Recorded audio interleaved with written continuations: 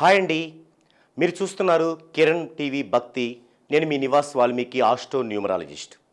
ఈరోజు నుంచి మీకోసం మన కిరణ్ టీవీ సబ్స్క్రైబర్స్ కొన్ని సందేహాలని కింద రోల్ అవుతున్నటువంటి వాట్సాప్ నెంబర్కి పంపించడం జరుగుతుంది. కాబట్టి అందులో వాల్యుబుల్ సందేహాలు, అంటే ఈ సందేహం గనక నేను ఒక వీడియోలా చేస్తే ఇది ఎక్కువ మందికి ఉపయోగపడుతుంది అనుకున్నవన్నీ కూడా నేను వీడియో రూపంలో వారికి అందిస్తున్నాను. అందులో భాగంగా ఈరోజు కొన్ని సందేహాలని చూద్దామండి. కర్మయోగి గారు ఈ సందేహాన్ని పంపించారు. స్ట్రెంగ్త్ అంటే ఏమిటండి? అసలు ఆ స్ట్రెంగ్త్ని మేము ఎలా చూసుకోవాలి? ఈ విషయం గురించి ఈరోజు టాపిక్. మొదటగా మనకి ఈ ప్రపంచంలోని జీవరాశి మొత్తం కూడా 4 రకాల స్ట్రెంగ్తులతో పుడతారు. స్ట్రెంగ్త్ మీన్స్ బలం. అలా 4 రకాల స్ట్రెంగ్తులతో పుడతారు. అందులో number 1 0 degrees to 30 degrees. Number 2 30 degrees to 35 degrees. Number 3 35 degrees to 40 degrees. Number 4 40 degrees to above. ఇలా మీరు ఎవరిని తీసుకున్నా సరే ఈ 4 స్ట్రెంగ్త్ల్లోనే ఉంటారు. ఏమిటి, ఏ స్ట్రెంగ్త్లో ఉన్నవారు ఎలాంటి విజయాలని అందుకుంటారు అనేది ఒకసారి మనం చూసినట్లయితే 0 నుంచి 30 degrees వరకు స్ట్రెంగ్త్ ఉన్న వాళ్ళు మన మొత్తం జీవరాశుల్లో, అంటే జీవరాశి అయినప్పటికి కూడా మనం మనుషుల గురించే మాట్లాడుకుందామండి.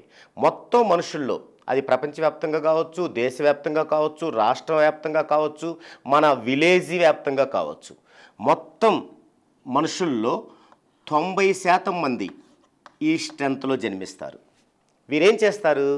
వీరు ఏమీ కొత్తగా ఆలోచించరు. నేనున్నాను, నేనే పని చేయాలి, దాని ద్వారా ఎంత అమౌంట్ వస్తుంది, అది ఎలా ఖర్చు పెట్టుకోవాలి, చాలకపోతే ఎలా అప్పు చేయాలి, ఆ అప్పు ఎలా తీర్చాలి, తీర్చకపోతే నేనేమైనా అయిపోవాలి, అంటే సూసైడ్ ఇలాంటి థింక్తో ఉంటారు వీళ్ళు. వీళ్ళని బిలో యావరేజ్ పీపుల్స్ అంటారు. Below average peoples. ఇలా 0 నుంచి 30 degrees ఉన్నవాళ్ళు. అదే 30 degrees నుంచి 35 degrees ఉన్నవారిని యావరేజ్ పీపుల్స్ అంటారు. వీరేం చేస్తారంటే వీరికంటే ఒక్కడుగు ముందుకేసి ఏదైనా, అంటే ఎప్పుడు ఒకే పని కాకుండా ఏదో ఒక క్రియేటివిటీని వాళ్ళు అలవరుచుకుంటారు. ఉదాహరణకి ఒక ఊరిలో చూసినట్లయితే ఎంతోమంది ఉంటారు, కానీ కిరాణా షాపులు వచ్చేసి ఒక 4-5 ఉంటాయి, అది విలేజ్ అయితే. అదే చిన్న బడ్డీ కొట్లు వచ్చేసి ఒక 6 ఉంటాయి. వాళ్ళు ఏం చేస్తారంటే అందరిలాగా ఏదో ఒక పని కాకుండా కొంచెం క్రియేటివిటీతో వాళ్ళు అలా ఒక స్టెప్ ముందుకేస్తారు. వాళ్ళని యావరేజ్ పీపుల్స్ అంటారు. వీరు మొత్తం మీద ఒక 5% ఉంటారు, యావరేజ్ పీపుల్స్. ఇక 35 to 40 degrees మధ్య స్ట్రెంగ్త్ ఉన్న వాళ్ళని అబో యావరేజ్ పీపుల్స్ అంటారు. అబో యావరేజ్ పీపుల్స్.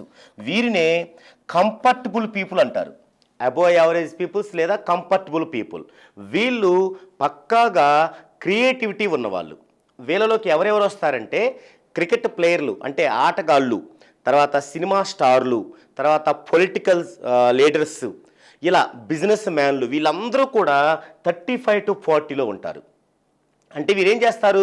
కొత్త సృష్టించుకుంటారు, ఎంతో విజయాలు అందుకోవాలని తపన పడతారు, దానికోసం పనిచేస్తారు పట్టుదలగా.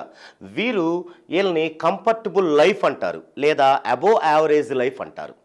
ఇక 40 degrees అండ్ అబో, వీరిని ఐడెంటిఫైడ్ పీపుల్స్ అంటారు, లేదా లెజెండరీ పీపుల్స్ అంటారు. అంటే వీళ్ళు ఎలా ఉంటారంటే వారు చేసే పనిలో, అది బిజినెస్ కానీ, పొలిటికల్ కానీ, సినిమా కానీ, లేదా క్రికెట్ కానీ, ఇలాంటి వాళ్ళు చేసే పనుల్లో కొన్ని లక్షల కోట్ల మంది వారి వైపు చూసేలాగా.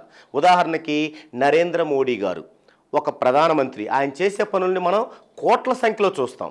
అలాగే ఒక చిరంజీవి గారు, ఒక అమితాబ్ బచ్చన్ గారు, ఇలా వీరందరూ కూడా లెజెండరీ లైఫ్, ఐడెంటిఫైడ్ లైఫ్లోకి రావటం అనేది జరుగుతుంది.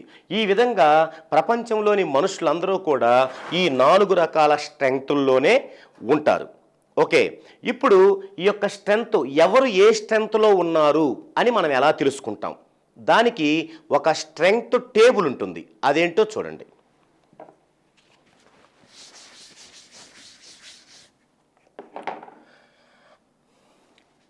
వన్ అండ్ 4 వీటి value 36 degrees 40 minutes. 2 value 26 degrees 40 minutes. 3, 5, 6, 9 దీని వాల్యూ 40 degrees.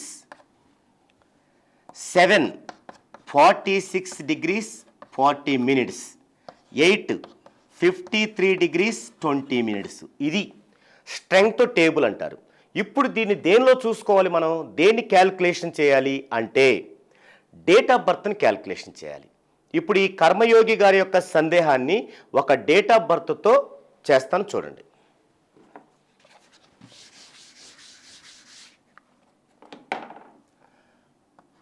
ఇరవై 6/8/1992 ఈ పర్సన్ యొక్క స్ట్రెంగ్త్ ఎంత ఉంది, ఇతను ఏ లైఫ్లో ఉంటాడు, బిలో యావరేజా, యావరేజా, అబోవ్ యావరేజా, ఐడెంటిఫైడ్ లైఫ్ చూద్దామండి.